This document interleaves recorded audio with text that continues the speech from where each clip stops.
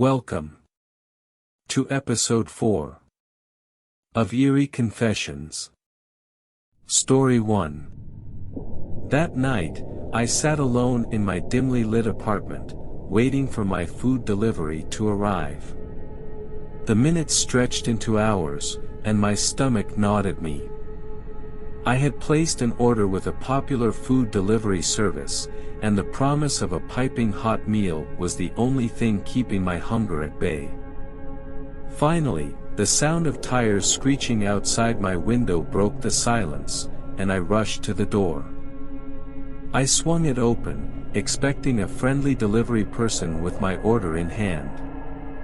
But what I found sent a shiver down my spine. A delivery driver stood before me, his eyes filled with an unsettling rage.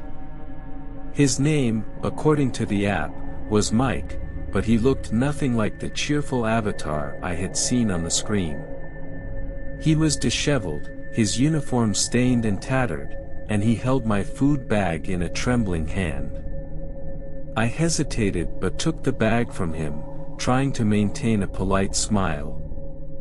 "Thank you," I stammered, sensing something was terribly wrong. Mike glared at me with a wild intensity, his eyes filled with a sinister gleam. "You know," he hissed, "you people order food like you own the world. You don't appreciate the work we do." His voice had turned into a venomous growl, sending a pulse of horror through me. As I retreated into my apartment, Mike's voice echoed in the hallway, "Maybe I'll teach you a lesson." My heart pounded in my chest as I locked the door behind me. I couldn't shake off the feeling of impending danger. My meal was now a source of dread instead of relief. I checked the contents of the bag, hoping for some comfort, but what I found left me gasping in horror. The food was rancid, putrid, and infested with maggots. The stench was unbearable. In a panic, I dialed the customer service number, but all I heard was an eerie, distorted voice on the other end. It whispered, "You should have tipped better." The call abruptly disconnected. My apartment plunged into darkness as the power went out, and I was left with only the pale glow of my phone. Fear coursed through me, realizing I was trapped with a deranged delivery driver outside. I heard frenzied footsteps approaching my door, growing louder and more menacing by the second. The door rattled, and I knew I had to escape. With trembling hands, I rushed to the window, which overlooked a narrow alley. I had no choice but to climb down, hoping to find safety below. As I descended, my heart pounding in my chest, I glanced back up at my apartment window. To my horror, I saw Mike's demented face staring down at me, a smile stretched across his lips. I landed in the alley, bruised and disoriented, but I had no time to catch my breath. I ran through the streets, never looking back, the fear driving me forward. Finally, I reached a crowded area and flagged down a police officer. My voice trembled as I told him about the nightmare I had experienced. He assured me they would investigate. The police officer escorted me back, but the intruder was no longer there. My belongings were left untouched and nothing was stolen. As weeks passed, I hadn't heard anything from the police about this case. Luckily, nothing happened since then, but I couldn't escape the feeling that I was being watched, that Mike was still out there, lurking in the shadows.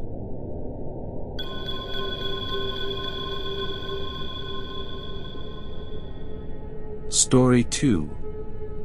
I had been a delivery driver for the food delivery service for a few months. It was a gig that allowed me to make some extra money while I was in college, and most of the time, it was a pretty uneventful job. But one day, everything changed, and I found myself in an incident that I will never forget. It was a Friday in late October. The city was buzzing with activity, and I had a string of orders to deliver. One of the orders took me to a quiet suburban neighborhood, and as I approached the address, I double-checked the delivery instructions. The note simply said, "Leave on the doorstep." It seemed straightforward enough, so I parked my car in front of the house, grabbed the insulated bag with the customer's food, and headed toward the front door. As I walked up the path, I noticed a car parked in the driveway, which I assumed belonged to the customer. It was a sleek, black sports car, and it looked expensive. I rang the doorbell, left the food as instructed, and started walking back to my car. That's when I heard the car's engine roar to life, and the driver's side door swung open. A man, in his late 30s, stormed out of the car and began yelling at me. "Hey! What do you think you're doing?" he barked. I was taken aback, not understanding why he was so angry. I tried to remain calm and replied, "I'm just delivering your food, sir." The instructions said to leave it on the doorstep. The man, who was now red in the face, didn't seem to care. He continued to berate me, shouting about how I was blocking his driveway and how he had to get out urgently. I apologized and offered to move my car, but he wasn't interested in a resolution. He kept yelling, his face contorted in anger, and I could see he was becoming more and more agitated. I took a step back, feeling threatened by his aggressive behavior. I didn't want to escalate the situation, so I decided to head back to my car to move it, even though it was already parked legally in front of his house. As I reached my car, I heard the man's voice grow louder. He was now approaching me, and his words were filled with venom. I quickly got inside my car, locked the doors, and started the engine, hoping to de-escalate the situation by moving my vehicle. But instead, as I pulled away from the curb, the man ran to his car, jumped in, and began chasing me. My heart was pounding as I tried to navigate the suburban streets, but he was right on my tail.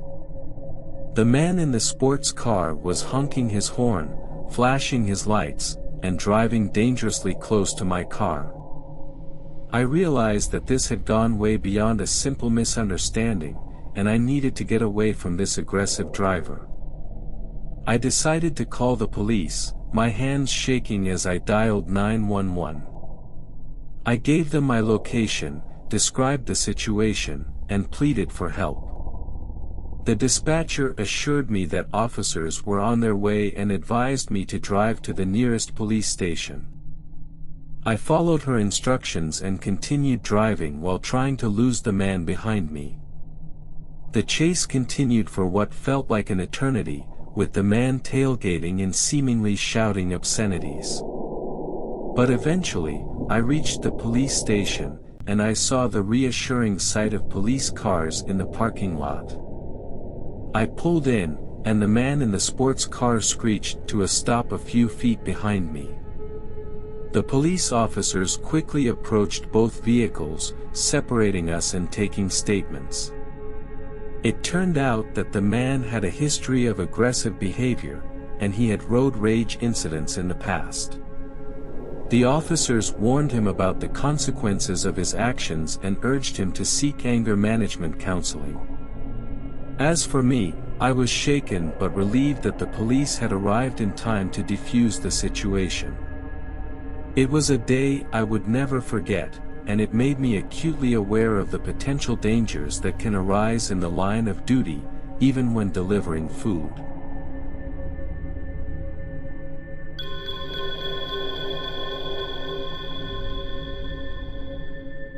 Story 3. This was a story from a few years ago. It had been a long, exhausting day, and I decided to treat myself to some comfort food from my favorite delivery service.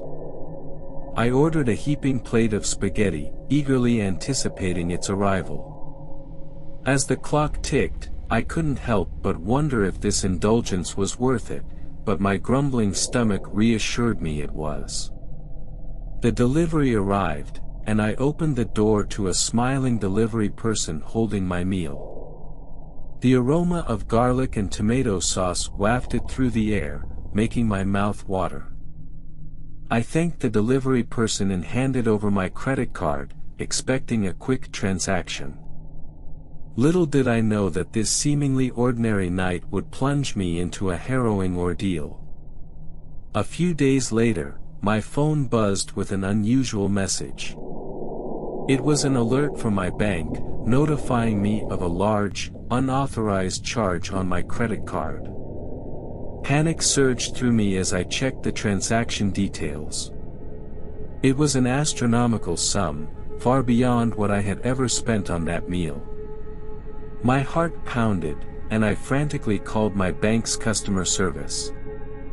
The voice on the other end was calm but distant, making me feel even more vulnerable. The customer service agent confirmed the fraudulent charge and assured me they would investigate.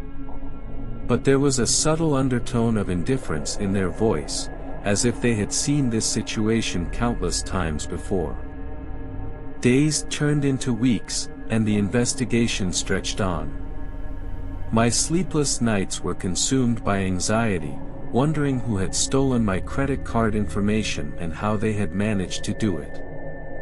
I couldn't shake the feeling of being watched, as though my life was no longer my own. One evening, I received an unexpected call. It was a mysterious voice, distorted and chilling.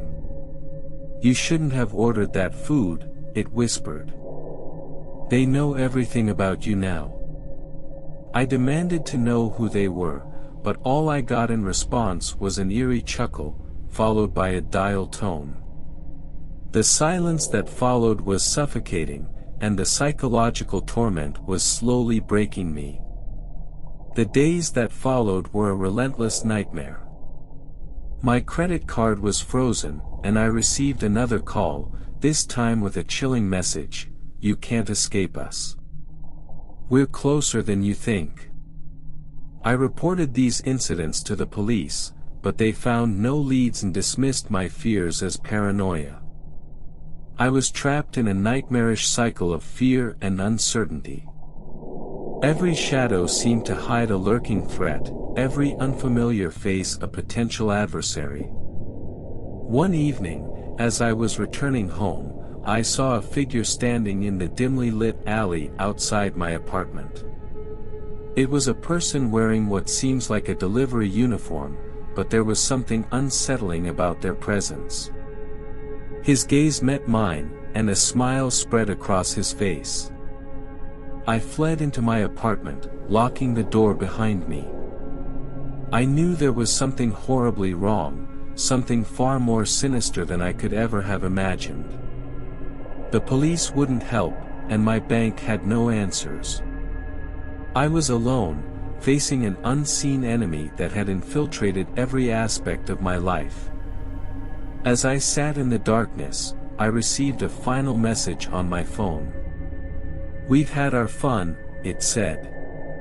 "But remember, we're always watching." The message ended with a sinister laugh, and the weight of their words settled over me like a shroud. I had no choice but to leave everything behind, to start anew in a place where I could escape the relentless horror. The scars of that terrifying ordeal would never fade.